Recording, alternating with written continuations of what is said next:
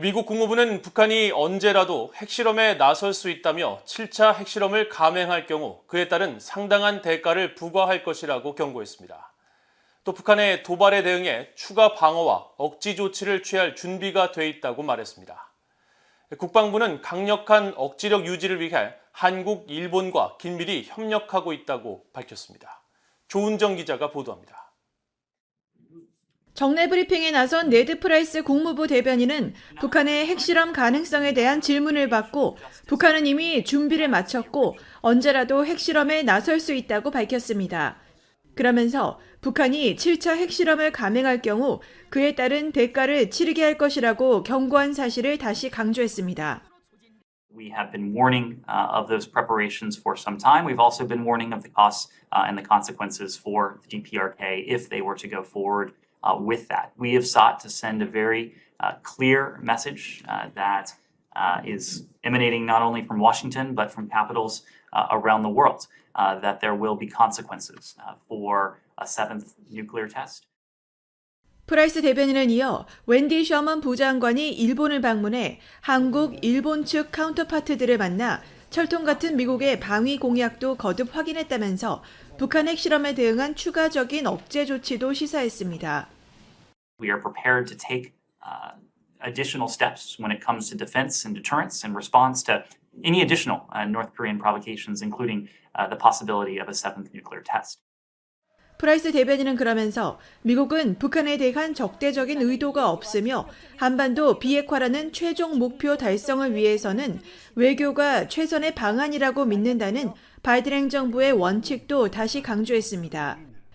미국 국방부 역시 강력한 억지력 유지를 위한 한국, 일본과의 긴밀한 협력을 거듭 강조했습니다. 패트릭 라이더 국방부 대변인은 미국의 확장 억제는 전술핵 한국 재배치보다 더 효과적이냐는 질문을 받고 미한일 3국의 긴밀한 협조를 통해 강력한 억지력을 유지하고 있다고 밝혔습니다. I think we have a long-standing relationship with the Republic of Korea, with our allies and partners in the region, to include Japan, and we'll continue to work closely with them to ensure that there's a strong deterrent so that we can not get to the point of any type of armed conflict. 또 우크라이나 전쟁이 지속되는 가운데 중국과 북한의 고조되는 위협에 대한 대응을 묻는 질문에는 중국은 추격하는 도전이며 러시아와 북한, 이란도 미국의 안보와 방위 태세에 중요한 영향을 주고 있다면서 그러나 미국은 미국과 동맹의 이익을 지킬 힘과 군사 역량을 갖고 있다고 강조했습니다. VOA 뉴스 조은정입니다. 지난 18일부터 4박 5일 일정으로 한국을 방문했던 북대서양조약기구 나토 의회연맹 대표단이 한국 당국자들과 북한 문제에 대해 집중 논의했다고 밝혔습니다. 나토 의회연맹의 대변인은 25일 VOA에 한국과 나토 간 협력과 남북관계, 우크라이나 전쟁과 러시아에 대한 한국의 시각 등 여러 분야를 논의했다며 북한의 미사일 시험과 북한 내 인권 침해 문제는 당연히 이번 대화의 중심에 있었다고 전했습니다. 또 나토 의회 연맹 의원이 방한 중 수집한 정보는 각국 의원들의 본국 의회 내 외교 국방위원회 활동을 통한 입법 과정에 도움을 준다고 설명했습니다. 나토 의회 연맹은 나토 30개 회원국 의회 소속 의원들이 교류하는 기구로 이번 방안에는 영국과 노르웨이, 체코, 폴란드, 스페인 등 12개 나라 의원 19명이 참여했으며 지난 6월 윤석열 한국 대통령이 한국 대통령으로서는 처음으로 나토 정상회의에 참석한 이후 이뤄졌습니다. 오스트리아가 북한의 도발을 강력히 규탄하면서 비핵화가 없다면 제재 중단도 없다고 밝혔습니다. 오스트리아 외무부 대변인은 25일 알렉산더 샬렌베르크 오스트리아 외무장관의 한국 방문을 계기로 대북정책 기조와 제재 이행 상황을 묻는 VOA의 질문에 이같이 답하면서 오스트리아는 모든 안보리 대북 제재 결의들을 완전히 이행하고 있으며 새로운 제재가 채택되면 유럽연합 협력국들과 함께 즉각 이행에 나설 것이라고 강조했습니다. 오스트리아 외무부 대변인은 샬렌베르크 외무장관이 앞서 한국의 한덕수 국무총리와 박진 외교부 장관을 만나 한반도의 긴장 고조 상황을 논의했으며 한국의 대북 로드맵 담대한 구상에 대해서도 큰 관심을 보였다고 밝혔습니다. 북한의 대륙간 탄도미사일 기술 개발 장소이기도 한 평안북도 동창리 서해 위성발사장 내 이동식 건물 외벽이 해체된 것으로 나타났습니다. 최근 3년여 만의 움직임으로 북한이 실제 로켓 발사를 준비하는 것인지 여부가 주목되는 가운데 동쪽 함경북도 무수단리 동해 위성발사장에서는 대규모 주택단지가 들어선 모습도 포착됐습니다.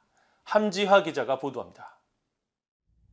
제임스 마틴 비확산센터가 공개한 24일자 플래닛랩스의 고화질 위성사진입니다. 평소 하얀색이던 동창리 발사장 내 로켓 조립 건물의 외벽이 뜯겨진 듯 내부를 드러낸 모습입니다. BOA가 11일 촬영된 위성사진을 분석해 이 조립 건물이 원래 위치에서 서쪽으로 약 40m 이동했다고 보도한 이후 약 열흘 넘게 별다른 움직임이 없었지만 이날 한쪽 벽면의 해체가 확인된 겁니다. 북한의 로켓 발사에 이 조립 건물이 필수적인 역할을 하기 때문에 건물의 이동처럼 외벽 해체도 실제 발사를 위한 준비 과정인지 그 배경이 주목됩니다. Where we can see that the North Koreans have all but moved all the wall sidings for the rail mobile structure. So whatever they're going to be doing with that appears to be, at the moment, a little bit superficial. But as time progresses, we'll be able to determine exactly what they're doing. 서해 발사장에서 약 1km 떨어진 로켓 엔진 시험장의 북동쪽 지점에는 폭이 약 12m인 비포장 도로가 연결된 것으로 나타났습니다. 이 도로는 17일부터 조금씩 윤곽을 드러내기 시작해 18일과 20일 사이 도로의 형태를 갖췄습니다. 이 도로를 따라 엔진 시험장의 반대편 방향으로 약 2km 이동하면 동남쪽 해안가 지대로 연결되는데 지난 8월 촬영된 구글어스의 위성사진에선 이 일대에 단층 건물 20여 개가 새로 들어선 모습을 볼 수 있습니다. 이전까진 군부대 막사로 보이는 건물 5개 정도만이 있던 곳이지만 현재는 20개가 넘는 건물들이 형성돼 북한이 이곳까지 위성 발사장을 확장하려는 것인지 주목됩니다. 이런 가운데 북한 서해 위성 발사장의 반대편인 함경북도 무수단리의 동해 위성 발사장에서도 최근 큰 변화가 관측됐습니다.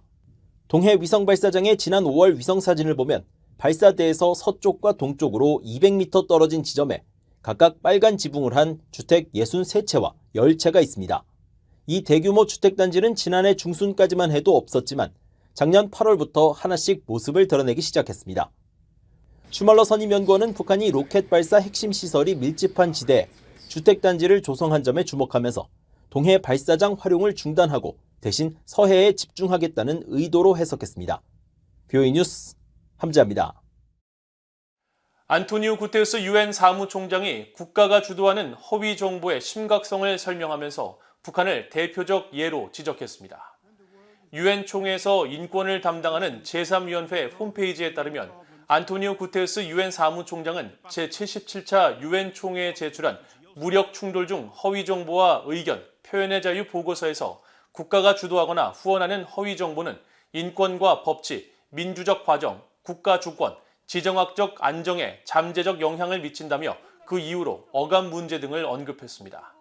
그러면서 이에 대한 부연 설명으로 유엔 북한인권조사위원회의 최종 보고서를 인용해 북한은 어디서든 볼 수 있는 선전과 철저히 통제된 국영언론, 독립적 또는 외부 언론이 없는 극단적인 사례라고 지적했습니다. 구테르스 총장은 의견과 표현의 자유에 대한 권리를 존중하고 보호하며 이행할 의무를 강조하면서 각국은 이런 의무에 따라 허위 정보를 만들거나 유포하는 것을 중단해야 한다고 권고했습니다. 미국 하버드대가 북한 인권 문제만을 전문적으로 연구하는 직책을 신설했습니다. 하버드대 케네디 스쿨의 카르 인권정책센터는 최근 홈페이지를 통해 이 같은 북한 내 기술과 인권 담당 리서치 프로젝트를 설명하고 다음 달 3일부터 북한 내 기술과 인권에 관한 스터디 그룹을 6차례에 걸쳐 시작한다고 밝혔습니다. 이 프로젝트의 매니저로 활동하게 된 하버드 벨퍼 센터의 백지은 박사는 대북 정보 유입과 인권 개선의 중요성 때문에 1, 2년 전부터 하버드대 케네디 스쿨의 북한 인권 연구 직책의 필요성을 설득하고 외부 재정 지원을 받기 위해 노력했다면서 기부자들을 통해 재정을 확보한 뒤 올해 초 프로젝트 출범을 최종 승인받았다고 설명했습니다. 또 다양한 유형의 전문가들을 북한 인권 분야로 유치해 정보 유입 개선 방안을 모색하고 하버드대 북한 인권 연구를 제도화시킬 계획이라고 밝혔습니다.